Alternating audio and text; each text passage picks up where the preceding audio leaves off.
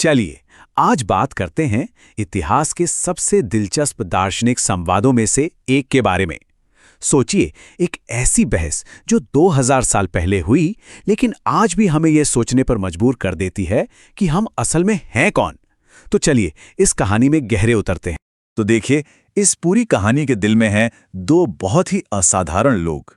एक तरफ है राजा मिलिंद, एक ताकतवर यूनानी शासक जिनका दिमाग सवालों से एकदम भरा हुआ है, और दूसरी तरफ है नागसेन, एक शांत बौद्ध ऋषि जिनके पास शायद उन सवालों के जवाब हैं।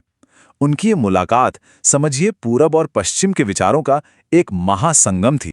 राजा मिलिंद कोई ऐसे वैसे शासक नहीं थे, वो बहुत ज्यादा बुद्धिमान थे, पर उनके अंदर जो ज्ञान की प्यास थी ना, वो कभी बुझ ही नहीं पा रही थी।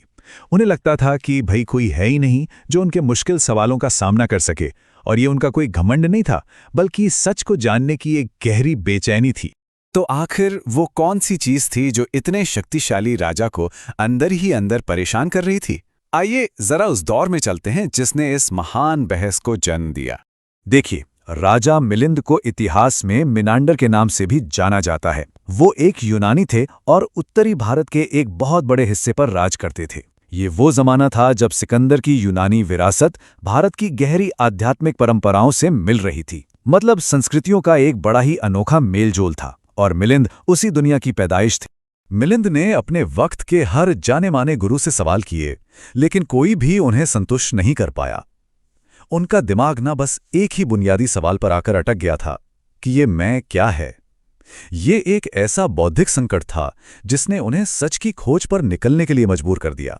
और ठीक जब राजा को लगने लगा कि उनके सवालों का कोई जवाब ही नहीं है, तभी कहानी में एक ऐसे शख्स की एंट्री होती है जो उनकी चुनौती स्वीकार करने को तैयार थे। नागसेन सिर्फ एक विद्वान नहीं थे, बल्कि उनमें एक गहरा ज्ञान और गजब की शांति थी। वो राजा के तर्कों या उनके अधिकार से जरा भी नहीं डरे। वो तो एक शांत झील की तरह थे जो राजा के मन में उठ रहे तूफान का सामना करने के लिए पूरी तरह तैयार थे। और बस यहीं से वो बातचीत शुरू होती है जो आज भी बड़े बड़े दार्शनिकों को हैरान कर देती है। और ये सब शुरू होता है एक बड़े ही सीधे साधे सवाल से, जिसका जवाब कुछ भी था पर सीधा साधा नहीं था। राजा मिलिंद अपनी बहस की शुरुआत करते हैं। पहली नज़र में ये एक बहुत ही सीधा सवाल लगता है ना, बस एक जान पहचान। लेकिन असल में ये उस गहरी दार्शनिक गुत्थी का पहला धागा था जिसे वो सुलझाने वाले थे। और यहां नागसेन का जवाब सच में हिला देने वाला था। उन्होंने तो सीधे सीधे एक स्थायी स्व या आत्मा के वजूद से ही इनकार कर दिया। उन्होंने कहा, हे राजन, मुझे नागसेन कहते तो हैं, पर यह तो बस एक नाम है, एक पुकार है। इसके पीछे कोई एक पक्का हमेशा रहने वाला इंसान नहीं मिलता। अब राजा एक पक्के तर्कशास्त्री थे, तो उन्होंने फौरन इस बात को चुनौती दी। अगर नागसेन कोई स्थायी व्यक्ति नहीं है, तो फिर ये है क्या? ये एक ऐसा सवाल है जो हम में से किसी के भी मन में आ सकता है। भाई, आखिर हमारी पहचान है क्या? मिलिंद एक एक करके हर संभावना को सामने रखते हैं। वो पूछते हैं, क्या नागसेन उनके शरीर का कोई हिस्सा है, या उनकी भावनाएं, या उनकी चेतना? और हर बार नागसेन का जवाब होता है नहीं। अब यहां नागसेन ने बड़ी ही चतुराई से पासा पलट दिया। उन्होंने राजा से उनके रथ के बारे में ही पूछ लिया। रथ क्या है, उन्होंने सवाल किया। क्या वो पहिए हैं, या धुरा, या कुछ और? और बात ये निकली कि जैसे रथ अपने पुर्जों को जोड़कर बनता है और रथ बस उन पुर्जों के समूह का नाम है, ठीक उसी तरह एक इंसान भी शरीर, भावनाओं और विचारों जैसे अलग अलग हिस्सों के समूह को दिया गया एक नाम भर।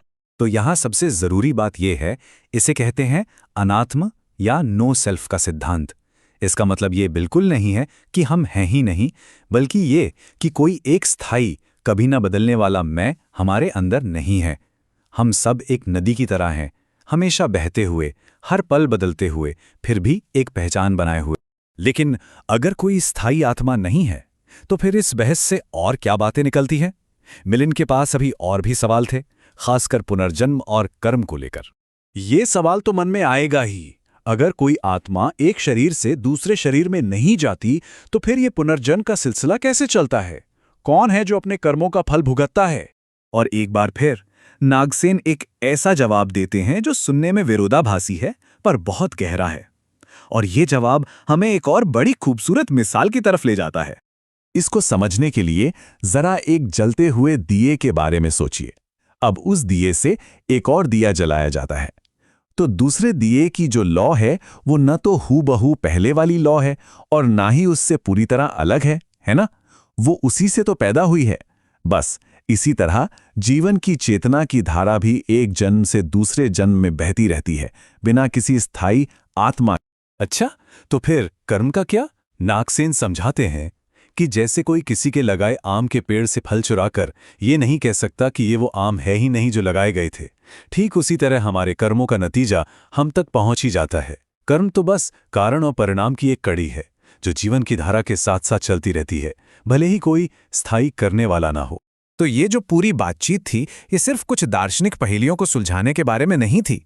ये तो दो महान संस्कृतियों का मिलन था और इसका असर आज भी महसूस किया जाता है।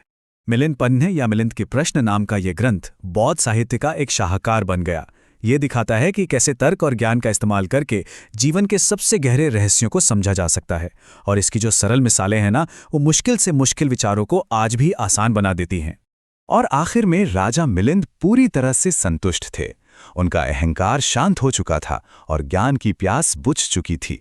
वो एक जिज्ञासु राजा से एक प्रबुद्ध शिष्य बन चुके थे। ये संवाद सिर्फ इतिहास की एक घटना नहीं है, ये आज भी हमें खुद से ये पूछने पर मजबूर करता है कि भाई हम असल में हैं कौन। ये हमारी पहचान की बुनियाद पर ही सवाल खड़ा कर देता है। तो बात घूम फिर कर वहीं आ जाती है जहां राजा मिलिंद ने सोचना शुरू किया था। अगर स्व कोई एक स्थायी चीज नहीं है बल्कि लगातार बदलते हिस्सों का एक जोड़ है, तो फिर इसका हमारी जिंदगी के लिए क्या मतलब है? ये एक ऐसा सवाल है जिसका जवाब शायद हर किसी को अपने अंदर ही खोजना पड़ता है।